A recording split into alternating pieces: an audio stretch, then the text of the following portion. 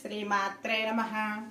ఈరోజు వీడియో పోలాల అమావాస్య పులుసు చేసే విధానం చూద్దామండి. మనము ఇప్పుడు వీడియోలోకి వెళ్ళిపోదాము. ఈ పోలాల అమావాస్య రోజు మనం 9 రకాల కూరగాయలతోన పులుసు పెట్టుకుంటున్నాం. మనం ఇప్పుడు ఈ అమావాస్య రోజు కూడా మనం ఈ 9 రకాలలో కూడా చెయ్యకూడని కూడా ఉన్నాయండి. బంగాళదుంప వేసుకునకూడదు, టమాటా వేసుకునకూడదు, వంకాయ వేసుకునకూడదు. నేను ఇప్పుడు ఈ విధంగా చూపిస్తున్నాను చూడండి. ఇదిగోండి, సొరకాయ అంటారు, దీన్ని ఆనపకాయ అని కూడా అని అంటారండి. దీన్ని తోటకూర, దోసకాయ, చిలకడ దుంప, చిక్కుడుకాయ,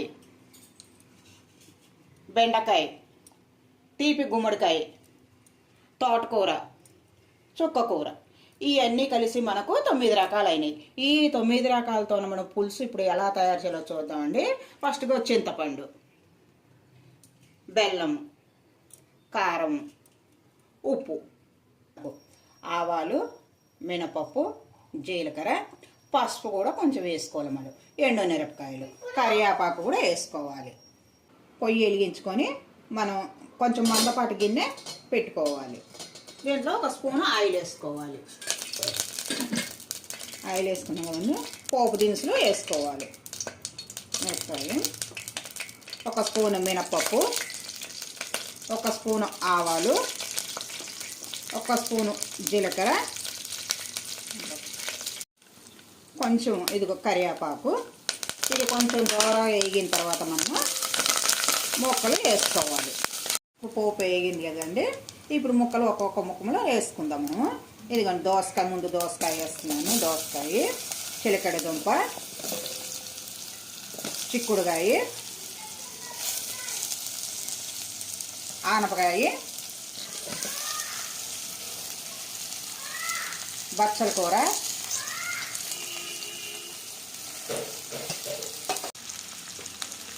బచ్చల కూర వేసానండి, తోటకూర, చుక్కకూర, బెండకాయ, తీపి గుమ్మడికాయ. ఈ 9 రకాలు కొంచెం కలుపుకున్న తర్వాత చింతపండు పులుసు వేసుకోవాలి. 2 నిమిషాలు అయిపోయిన తర్వాత పులుసు వేసుకోవాలి. తర్వాత పోపు వేసుకున్న తర్వాత ముక్కలన్నీ మనం 9 రకాల కూరగాయలు వేసుకున్నాం కదండి. 2 సార్లు అటు ఇటు ఉమ్మిన తర్వాత కొంచెం ఉడికిన తర్వాత మనం చింతపండు వేసుకోవాలి. చింతపండు గుజ్జును వేసుకోవాలి. ఈ చింతపండు గుజ్జులోనే ముక్క మెత్తబంత వరకు పొయ్యి మీద ఉంచుకోవాలి.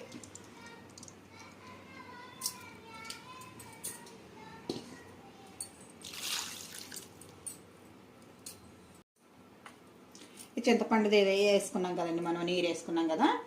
1 అర స్పూను పసుపు, తగినంత ఉప్పు వేసుకోవాలి.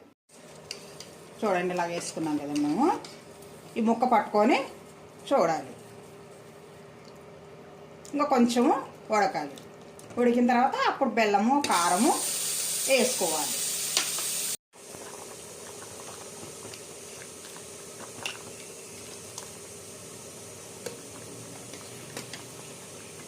చూడండి, మొక్క ఇలా ఉడకంగా చూసుకోవాలి. మనం చేయి పట్టుకొని చూసుకున్న తర్వాత 1 స్పూను కారం వేసుకోవాలి. అంటే రుచికి తగ్గట్లే వేసుకోవాలి. కొందరు కారం ఎక్కువ తింటారా, కారం తక్కువ తింటారా, దాన్ని చూసి వేసుకోవాలి. కలుపుకున్నాం కదండి. బెల్లం కూడా తీపి కొంచెం ఎక్కువ కావాలంటే ఎక్కువ వేసుకోవచ్చు. లేదంటే రుచికి తగ్గట్లు అంటే రుచికి తగ్గట్లే, లేదంటే కొద్దిగా 2 స్పూన్లు అయినా అలాగే వేసుకోవాలి. ఇదంతా కలిపిన తర్వాత బెల్లం కొంచెం 2 నిమిషాలు ఉంచేసిన తర్వాత మనము ఒక కప్పులోకి తీసుకొని మనము అమ్మవారికి నైవేద్యంగా పెట్టుకోవచ్చు. కంద మొక్క పెట్టుకొని పూజ చేసుకుంటాం కదండి, అప్పుడు నైవేద్యంగా పెట్టుకోవచ్చు. మనం ఇలాగ కప్పులో పెట్టుకొని కంద మొక్క పూజ చేస్తాం కదండి. పూజ చేసిన తర్వాత ఇది నైవేద్యంగా పెట్టుకోవాలి. మన ఈ వీడియోలో మనము పులుసు చూసాం కదండి. మన నెక్స్ట్ వీడియోలో కలుసుకుందాం. వీడియో నచ్చితే లైక్ చేయండి, షేర్ చేయండి, సబ్స్క్రైబ్ చేయండి. Thank you.